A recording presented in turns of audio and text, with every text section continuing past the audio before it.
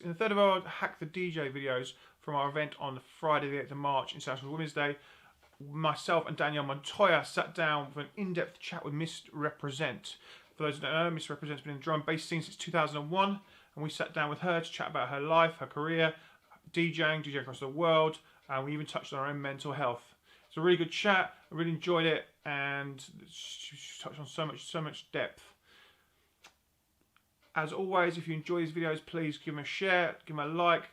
Please drop us a comment, let us know what you're doing, what you don't like. If you don't like them, let us know that, because it's good to know, and then we can improve them. Let's dive into this video, and I hope you enjoy it. Thanks a lot. See you soon. Is everyone comfortable? Thank you. Cool.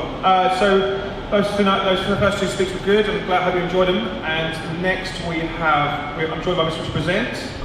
Good afternoon. And Danielle.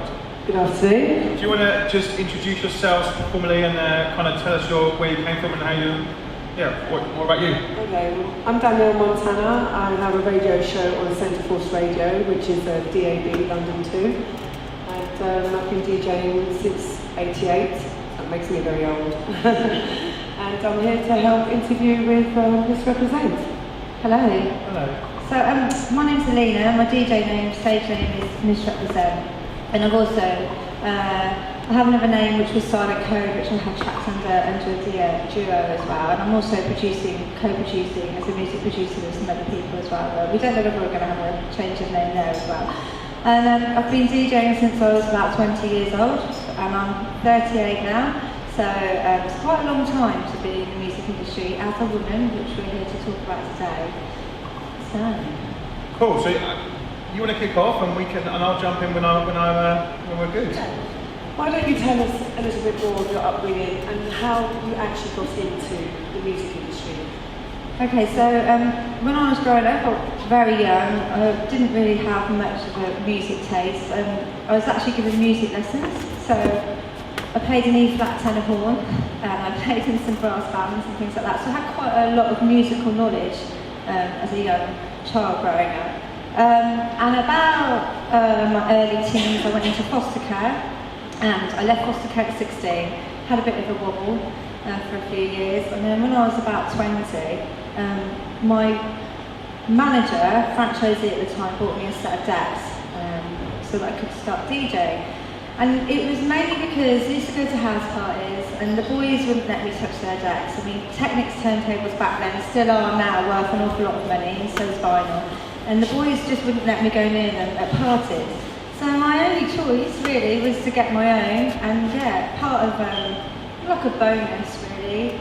He bought me, I think about £350 for a little Newmark mixer and some Newmark turntables, which I sat in my flat in Gloucester on some cardboard boxes, I think, at the time, like backed on a chair like this, used to play around with it. And people used to come around my house, and local boys and local crews and things used to come round, and they were like, oh, you're a girl, you're a DJ, oh, you're quite good, oh, you can actually mix. Oh, do you want to come and play at our party? Within about 3 or 4 months, I was invited to go and play at parties in Stroud. There were some local pirate radio stations. It's quite underground in Gloucester, it's a very underground music scene, so they asked me to go and play on these underground radio stations. I just have memories of rooms filled with smoke and men smoking weed, and I was a little white girl in a room full of a lot of black men generally, and they were all supporting me as a young DJ, and it kind of like grew from there. And after about 6 months I was flying out to Poland. So very quickly escalated to Poland, and then I was headlining Germany and things like that. And Fantasy, DJ Fantasy is now part of SSES, you might have heard of them, massive super group in the drum bass scene at the moment. He gave me quite a lot of help and support, and joined Mickey Finn's urban agency. So obviously Aphrodite part of that, so you know. That's so strange, because I used to actually book all the artists on urban agency. Yeah, John was working there. Yeah. He was brilliant, so yeah, got to play around the world quite a lot. I was playing in places like Seoul and Korea and Taiwan, like really changed, as a young woman flying across the world with people with dogs on the plane. You don't, things like that. And you know how we have all the fish bars now? We can put our feet in the fish bars. I mean, that's like common over there. So all these things were seen all the way around the world, which was amazing. It was great to travel. Played in America. You're travelling alone? Yes. I had no fear. I think, I was living by myself from 16 years old, so I had no fear. I still don't really. I have a little bit more fear now. I have children now, and I think I'm more fearful of, oh my God, I have a little girl. So I'm very like, I wouldn't want my little girl doing some of the things I was doing at 16, but I didn't have any fear, and I was seeing a lot of things. But it grew me spiritually as a person as well, and I think that's also helped me make the music that I've been able to make. So what made you decide to choose drum and bass as a genre? I don't know. I used to always go to Brunel rooms and see Nicky Black Market and Kenny Ken, and these are massive names in the jungle and drum bass, and I just used to stand there in awe, and I was like, wow, these guys are brilliant. This music's amazing. You go into actually Milton Keynes, the one that's closed down, the Sanctuary. I used to go there, and 2,000-3,000 people in massive warehouses. There was nothing like it. I still don't think there is anything quite like that. I mean, I remember it being amazing, the atmosphere. I just thought, I want to do that. I want to make people dance. I want to make people happy. And I get to do it now, and it's brilliant, You also have a career in starting up radio stations from scratch. Why don't you tell us a little bit more about what got you into that? Why did you decide to do that? Yeah, so I was, I had all these people around my house, and we were all playing on my decks, on my cardboard boxes and things like that. And I found, you start integrating with people, and you find out there's actually more people than you know that are DJing. There's lots of people all coming around your house, and like, oh, we want to come around and play on the decks and things. So I thought, oh, well, why don't we start up a radio station so we can all play on our decks together, And it kind of grew from there. And we had about 30 or 40 young people in Gloucester, and I took a £5,000 bank loan out, which was a lot of money back then, and I got myself into a bit of debt, but I used to charge £10 per person for 2 hours, so they'd come in and they paid £10 to help pay towards the studio, the equipment, the internet, and things like that. We had 2 floors. It was quite a big deal back then, and it was doing really, really well. I think I was paying the bills, so I knew how much it cost to run, just as you have a website. You know how much all the bills are behind the scenes, but the people that were coming in and paying their £10 didn't really have a grasp of that £10 and could see where it was going. And I think a lot of people, they pay for things, or they pay subs on radio stations, and they think, oh, it's a lot of money, but they don't see the bills that go on behind it.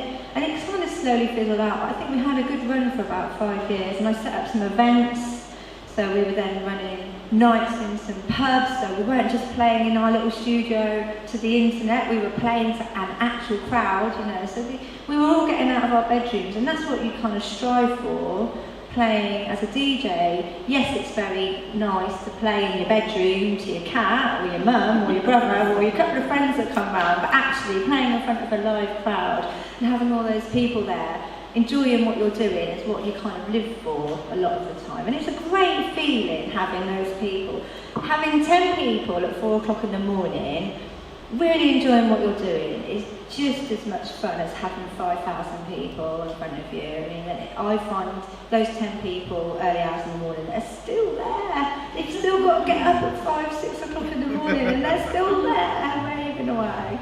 It's just as much fun as a 10, 11 midnight set on a New Year's Eve with like thousands of people. It's good. It is a good feeling.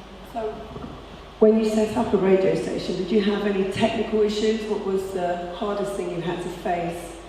Did the system go down at any point? Yeah, I was always having like electrical problems. I remember the lighting and electrical system, the alarm system used to go off quite a lot, and we got broken into a few times because everyone knew the equipment was there, so that was quite difficult. I remember I'd gone on holiday to Thailand, and somebody nicked my camera and all my Thailand pictures are gone, so I remember that. I remember the bad things.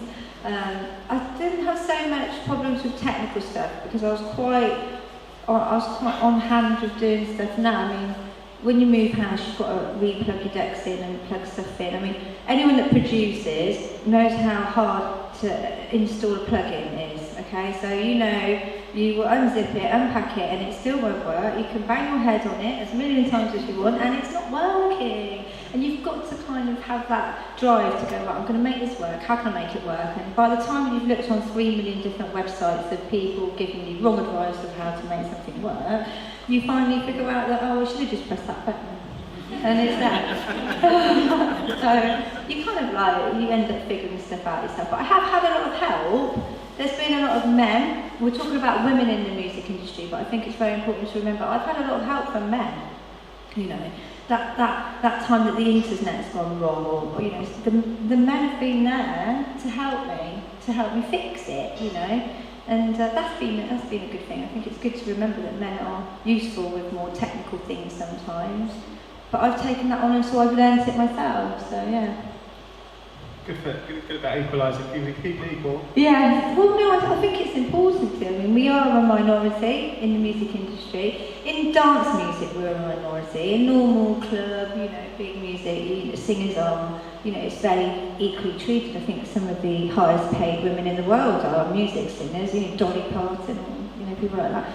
You know, they'll talk about their struggles and things as a woman. I mean, we all have struggles as a woman, but I think also it's important to remember that men have their own struggles too, you know, and I was one of maybe 6 or 7 women 20 years ago, so there was DJ, Rap, Flight, Storm, Chemistry was alive at the time, rest in peace, she's gone now, and then there was Miss Pink and Alley Cat and people like that. But there was only about 10 or 15 women around, really, when I came through. So I was like a minority, so, but also there were benefits of it and there was negatives to it.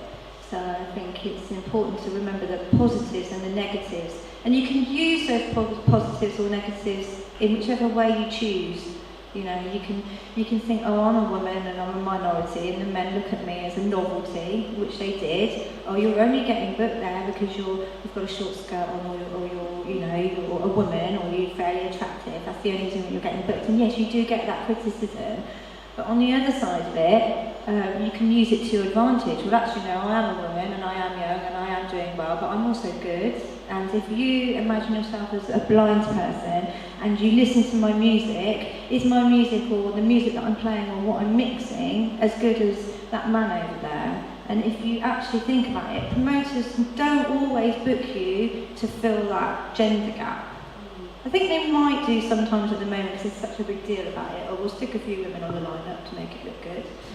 I don't think everybody's doing that, but you kind of know when they are, you can see it. I think everybody can see it. I mean, people aren't as naive as what you think, but then you've got promoters that will book their friends, or their brothers, or their family, and put them on the lineup, which are boys, which is maybe everybody's kind of helping out their friends to a certain extent, you know, or their own crew on that lineup. I mean, that's life. You know, you get that in an office. I remember working for quite a large building society and working at head office.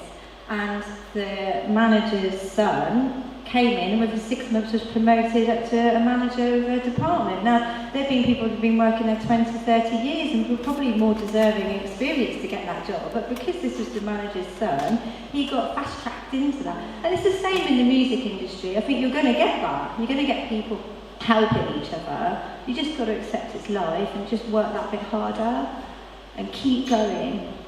And good things will come. At what point did you start deciding that you wanted to produce music? Was it because you felt that you could give something more? Everyone kept telling me to. You need to make tunes, you need to make tunes. If you want to be a big DJ, you need to make music. Make some tunes like this. I just wasn't interested in it when I first started DJing. I was quite happy I was getting booked without having to make music. So why do I want to go and sit at a computer for 8 hours a day?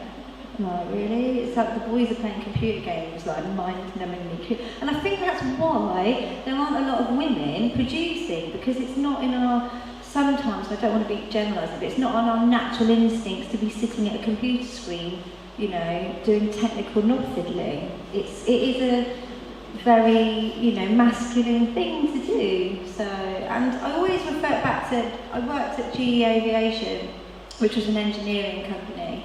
for a little while. I was supervising the HCL engineers there, and I was under the Ministry of Defence. Now, I was one of 2 women on a 400 people site. So I have seen in the normal working space what it's like to be a woman in a minority working around 400 men, not twiddling, which was a remote data controller for the Boeing, I think it was the 747 Dreamliner. So it was quite a technical project, but it was a very masculine environment. And I didn't get treated much differently as a woman in that environment. In fact, the men were very supportive and helping me in that. So I can see the similarities between the music industry and a normal working masculine environment, because I've seen both sides of it in that. So I've got quite a balanced opinion about it, I think. So there are negatives to both sides, but again, it's just life. I don't think women grow up wanting to be electrical engineers for airplanes. And I think it's quite interesting. So I've got a little girl, and she's 3 years old, she's just turned 3, and I've got a little boy, and he's 16 months old, and they have a shared toy room. Now, they have the choice of playing with dolls or playing with cars, and they naturally go for, the girl goes for the dollies, and the boy goes for the airplanes, and the dinosaurs, and the cars. And I don't know what it is, I haven't encouraged it. I don't ask them to play, they have a shared toy room at home, but he likes to brum his cars up and down, and she's not interested in doing that. So I don't know, is it ingrained in us to do certain things? Is it a natural nurture thing? I don't know. But from what I can see from my own children, it might be that. She wants to do ballet. She has no interest in getting on my little boy's motorbike. He could ride that motorbike before he could walk. Okay, he was able to push the pedal down and zoom around on this motorbike before he could walk, but no, he has no interest in playing with the dollies or the girly things. Yet, she wants to play with the dolls and she doesn't want to go anywhere near the scary boy stuff. I haven't nurtured it in any way because I want them to be equal and do what they want. So does it then say that, well, boys will naturally want to produce, they'll want to sit there in front of computers, that's the kind of thing that they do, they play that computer game, what is it, that COD thing? Was it? That thing, yeah. You know, they're hours, aren't they? And I go to my friend's house, Ollie, who I produce with, and he spends hours on this computer. Final Fantasy thing, yeah, that. And they're all playing these boy games, and I've got no interest in them, you know. I don't know, it's a question that maybe we should think about. What's your favourite release so far? If you had to pick a drum and bass tune that's in one of your classics, say like a top 3, then make it a bit easier, what would it be? Oh dear, well, I think the one that I did with the Ragga Twins, so Dust Girl, that I did with the Ragga Twins, just because I love the Ragga Twins so much as well. They're such iconic artists, and they make music across a broad spectrum as well. I think probably Spellbound, because I did the vocals on that track as well, and it went on to go on to EA Games, which is a boys' game. And I think they sold something like 5.2 million copies, and 3 of our tracks went on to that game. So that was quite a big deal, and I love that track. I always listen to it. It's called Spellbound, and the vocals are "You've Got Me Spellbound," and it's just about the music, because I'm always spellbound when I kind of hear really good tunes. And the third one, I kind of like the other track as well. I think it went out on Easy Records. It was Night Train, and I just remember it's got like loads of train sounds on it, and I wanted the chuffing sounds to get faster and faster and faster. But then there's another track that I called Fireside, which is similar, but this is what I did under the name of Silent Code. It's not any of the recent stuff, but they're just kind of tunes that I can listen to again and again, so I really like, yeah. Do you ever plan your sets when you play out, or do you freestyle? If I know it's been recorded, I tend to be a little bit more choosy, and I know I shouldn't necessarily be, I should be, but for instance, if you know you're going to have video cameras on you, and you're going to have 10 people in the booth videoing you, and you know it's going out on radio, and those sets are going to be listened to a million times over and over and over, yeah. But if I know that I've got quite a few MCs on my set, and I'm playing in a live venue, and it's, you know, then I'm probably a bit more, you know, wing it. but you kind of know what tunes go together. And with the technology now of record box, I don't know if a lot of people know what record box is, you can literally folder stuff into BPMs of stuff, and it makes things so simple and so easy. You can literally press a button and it's there. And I've spent years lugging record boxes around. Yeah, it takes 5 minutes to go through. Oh no, where's that one? Oh, I must have been drunk when I put that one back. Where's it gone? Can't find the tune. What do I play now? I know it's going to have a breakdown. It's going to be in the wrong key. And you're kind of like there, but you kind of get on with it. When I think that was the joy of vinyl, is that you could also see the groove marks in it, and that's what record box does for you as well. So you can see where the waveforms are, you can see where where the music breaks down into 16-bar segments and stuff, and you can pinpoint that A, B, C. So you can almost do that. Obviously, when you're singing with your records, you could see where that was coming to, so you'd know. If you understand music as well, you understand how many bars there are in the music and things. That helps, so I'd encourage anyone who's wanting to DJ just to have some basic music lessons, because it will really help. What do you think were your, as a female DJ, major setbacks for yourself? Probably going online and message boards and having massive arguments with people. Probably wasn't the best idea.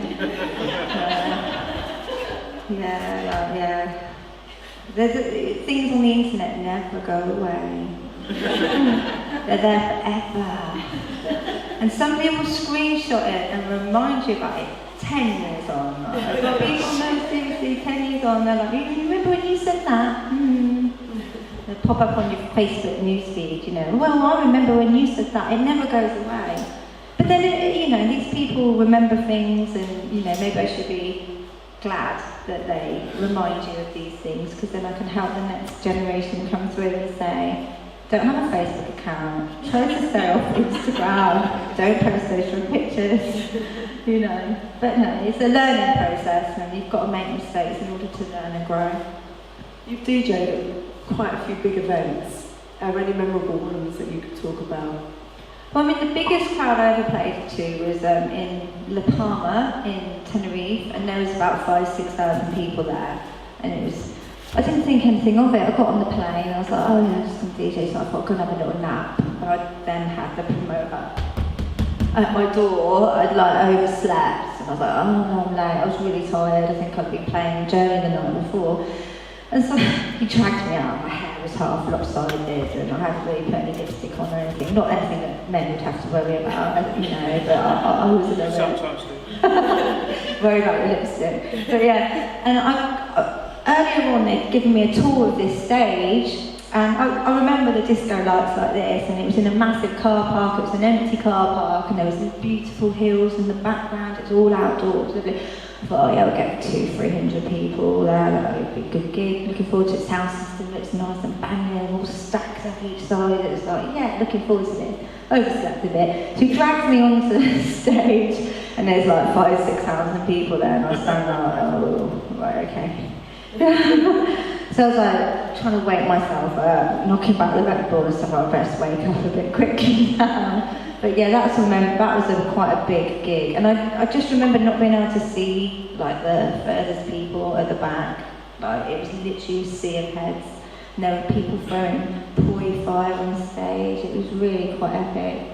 So yeah. If you had any advice to give any up-and-coming female DJs or someone that's considering it, what would be the advice you'd give for now times? I think you just have to listen to people. If they're trying to give you advice, take it, because look, I'm trying to help some of my friends at the moment, and they're not necessarily listening to what I have to say, and then I kind of ponder to myself, and I think maybe people have to make their own mistakes in order to learn and grow. And to a certain extent, you do have to make your own mistakes, but if somebody's made that mistake 10 times, then maybe you should learn from that. But yeah, just listen to people, whether it's a woman mentoring you or a man mentoring you or anybody, just listen to what people have to say and try and take it in and process it. It will help a lot. You're on Cool FM at the moment, or Cool London as it's known. How are you finding that? And how did you get into it? What was the path that took you there? I'm always guesting on radios and things. guested on Marcus Nasty's Rinse FM recently, and I'm always doing radio stuff, doing guests, and I kind of wanted to do my own radio show again. It's been a while, so I was thinking, oh, what should I do? And it was fantasy again. They said, why don't you hit up call? And so I hit up call, and I got a show on call, but it's every 2 weeks. I'm having a little bit of a break at the moment, just so that I can sort some stuff out, my family side of things. My husband's off work at the moment, and my husband's mum's got Alzheimer's, and my husband's dad's been in remission from Milton Keynes, so it's just quite a lot going on at home. So I've just taken a bit of time out just to kind of support them, and then hopefully I'll be back full power. You've interviewed some phenomenal artists. Yeah. What was your favourite? And what was your least favourite? Well, no, Fabio and DJ Fresh. Like, DJ Fresh and Fabio are like really iconic men in our scene. And to interview them, and just the fact they wanted to give, their time up to talk to you was really nice. So yeah, they're brilliant. Fresh is really interesting. Stuff that DJ Fresh has done, and the stuff that he's done in the past was brilliant. So yeah, and Fabio as well. He's also very supportive of up and coming artists, and he's got a great ear for music. So no, he's a really interesting person to talk to. So, last one, I guess, from me. In the wake of Keith Flynn dying this week, we were speaking about mental health behind the scenes earlier, and you had some amazing insight on how you dealt with it. I'd really like you to share that, please. Yeah, it's not something that I talk about a lot, really. And I think, with the tragic death of him, this week, it's touched a lot of people, and it always touches people when people in the music industry, tragically commit suicide, for whatever reason. And, there's a lot of anger and a lot of hurt around it. But I think for me, I listened to The Prodigy growing up. I remember being a teenager and listening to the albums, and it was very grave culture kind of stuff, reminiscing about, the Sanctuary and things like that. It's that kind of sound.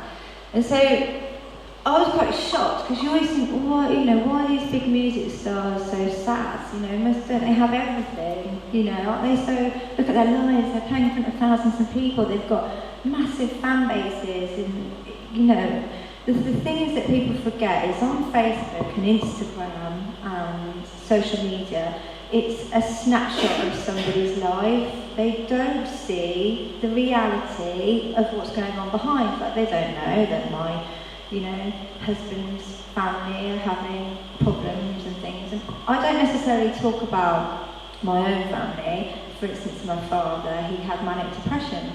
I didn't meet him till I was 13 years old. And something that I don't talk about very often, which maybe I should, and the reason why I don't talk about it, and maybe it's the reason why other artists don't talk about it, is because I don't want to be judged.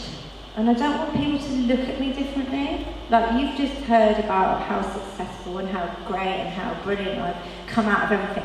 But if I told you that I was diagnosed with a borderline personality disorder when I was 17 years old, I've been in mental health hospitals, which I don't talk about at all, and I had to take a concoction of quite strong antipsychotic drugs in the past, and I was chlorpromazine was one of them, just to settle my brain down and things like that. And I don't talk about this because I don't want people to look at me differently and think, oh, And actually, maybe I should talk about it, because yes, I've done very well, and yes, I'm very successful, and yes, I'm married, and I'm happily settled, and I've got 2 beautiful children, and I have this lovely life. I have a nice house, I have a nice car, I have a wonderful music career. But actually, I haven't come from that, and occasionally I have days when I have to go and get the diazepam packet and self-medicate for my anxiety, which I still have from having all these problems as a young person. But I don't want people to look at me and think, that's the hardest thing about it. And it wasn't something that I gave myself. I didn't go and take, a load of drugs and give myself anxiety as a young person, or I didn't abuse myself, and even if those things to me as a success, and it gave me confidence, And that's why music has always been a brilliant thing in my life. And I've done talks for Bernardo's, so I came out of foster care when I was younger, and I've done talks for Bernardo's, which is a children's charity which helps children in care, and children have different. I've done talks with Bernardo's in the past and things like that, and I've always said, listen to music. It does. There's scientific proof that music helps your brain. It can have a calming effect on you. It can lift your emotions. And music has done that to me. It's kept me going. If I'm having a really bad day, I can put on my favourite track and it does make me feel better. So I think music's important for mental health as well. I think we're blessed to be able to hear and be able to have that around us. Thank you. You're welcome. Has anyone got any questions? I haven't got a question, but my own job is working with people that are poorly on mental health. Yeah, definitely. I mean, anything that I can do to help is amazing, because I don't talk about it very often, and maybe I should. But it's a difficult thing to open up about. Yeah. Started about 10 years ago that it's not all about the farm, it's about natural healing. Yeah. And there's so much more we can do. No, definitely. No, definitely. Yeah, definitely. I think it's about everyone finding their own path as well. And a support network, having a support network of people around you as well. So definitely, yeah, lovely.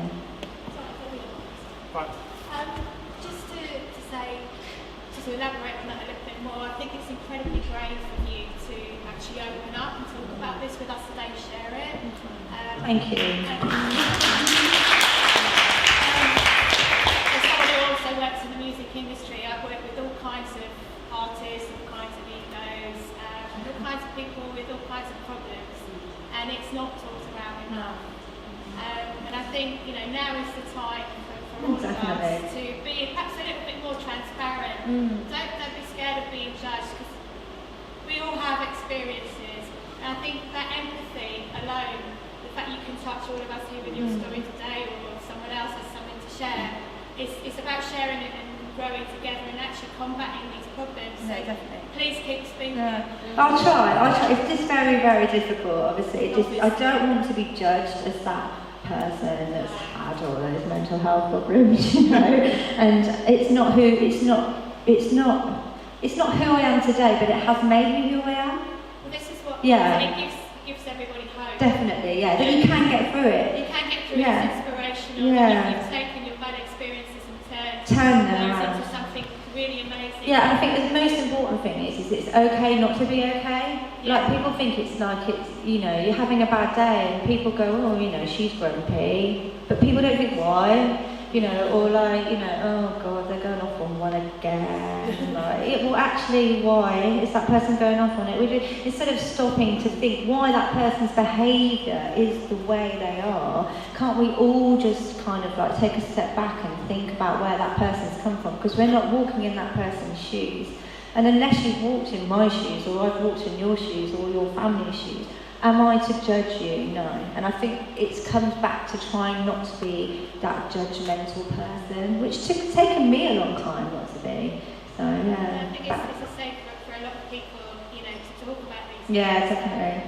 It also makes everyone else not feel as alone. Yeah, as alone, It makes them think, oh wow. Yeah. It's other people too. Yeah. No, definitely. It's just very difficult, because I don't know why. I think partly for a long time I've been embarrassed about it. And you do feel a bit of shame about it, because you're not like everybody else, or you don't think you're like everybody else. Actually, there's a lot more people that have been depressed or anxious or had a panic attack than you know about. But now I know you, or people that you might have. You feel less kind of embarrassed about it. So, but it is coming together as a group and saying, yeah, there's a lot more people out there than you think. I think it's getting better now, just a general awareness, not just in the music industry, but people are being more, compassionate, more open to share their experiences. Yeah, and definitely. I think, by doing this, we can create a slightly better world. Definitely. A more compassionate, caring, understanding, non-judgmental world. That would be amazing. We can pray and hope. Thank you. And thank you for inviting me today. Thank you.